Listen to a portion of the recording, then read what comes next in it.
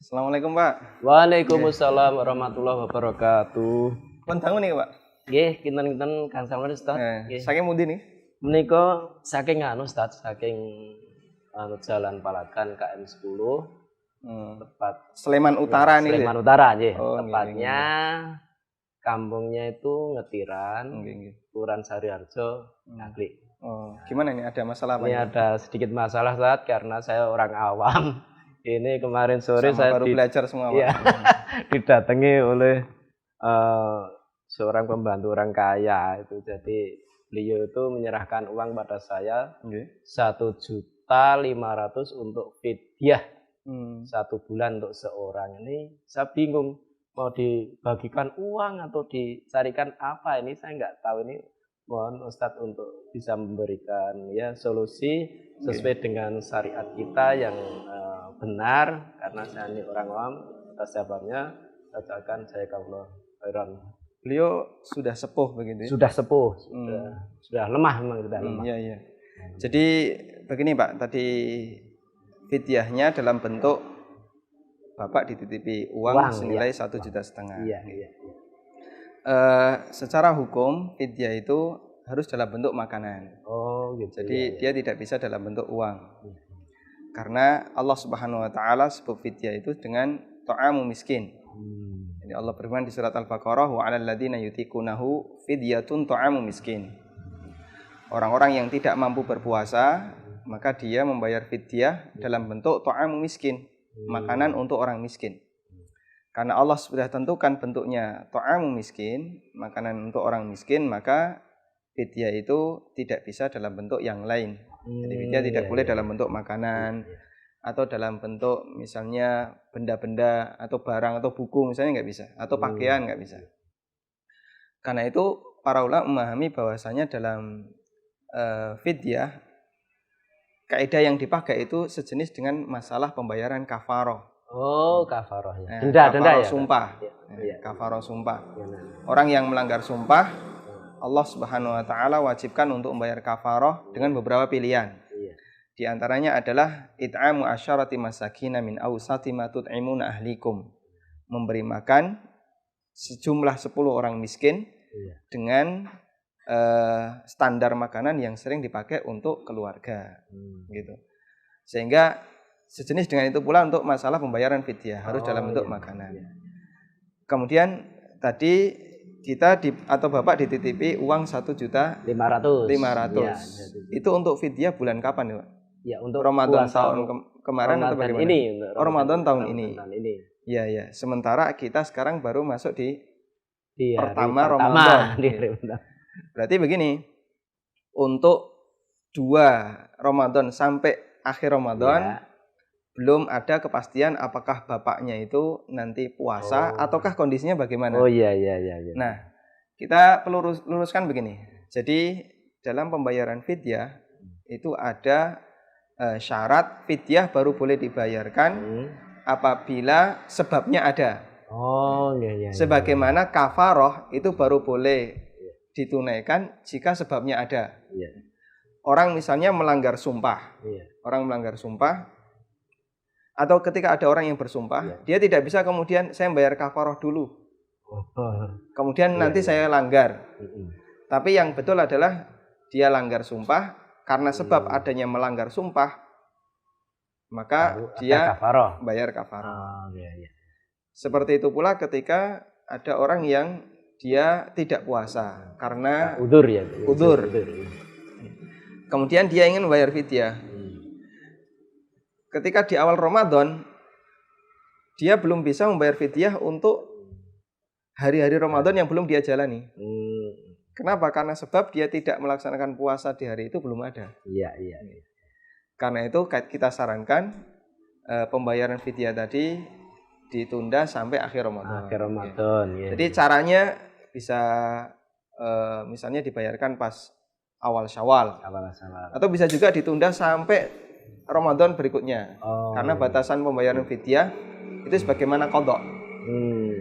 Kalau kita punya utang Ramadan, kita dikasih batas oleh Allah qadha sampai datang Ramadan berikutnya. Fidyah juga sama. Iya. Fidyah itu dibayarkan dari mulai adanya Ramadan, meninggalkan puasa Ramadan sampai Ramadan berikutnya. Kemudian tadi, terus bagaimana cara Bapak membayarkan fidyah? Karena tadi kan bentuknya uang. Iya. Yang kami pahami posisi Bapak ini sebagai wakil. Wakil, ya, wakilnya. Jadi posisi Bapak sebagai wakil dari salah seorang yang dia butuh membayarkan fidyah. Iya. Kemudian diserai uang. Iya. Jadi nanti uang tadi harus dibelanjakan dalam bentuk bahan makanan. Iya, iya. Dalam bentuk bahan makanan. Nah, ada dua cara dalam membayar fidyah. Iya. Bisa menggunakan bahan mentah, bisa juga menggunakan makanan siap saji. Siap saji. Artinya di situ seperti nasi bungkus plus Ya, lauk dan ya. sayurnya. Minum, Ya. ada. Tambah minum, begitu. Cukup untuk mengenyangkan sekali makan. Sekali makan. Sekali makan seorang ya, Pak? Sekali makan untuk 1 hari puasa yang ditinggalkan. Oh, oke. Kalau misalnya itu diberikan kepada 1 orang, Iya. berarti sekali makan 1 orang untuk 1 hari puasa yang ditinggalkan. Kalau diberikan 2 orang, berarti untuk 2 hari. Untuk 2 hari. Ya. Ini sebagaimana yang dilakukan oleh Anas bin Malik. Iya. Jadi Anas bin Malik itu pernah beliau tidak puasa selama 1 bulan Ramadan Iya. karena sudah tua. Kemudian beliau mengundang 30 orang miskin. Kemudian semuanya dikasih makan sekali, kenyang dalam waktu itu. Iya. Sebagai bentuk fidyah meninggalkan puasa Ramadan 1 bulan yang dilakukan oleh Anas. Kemudian bisa juga dengan menggunakan bahan mentah. Untuk bahan mentah, ulama memfatwakan fidyah itu acuannya atau ukurannya adalah setengah zakat fitrah.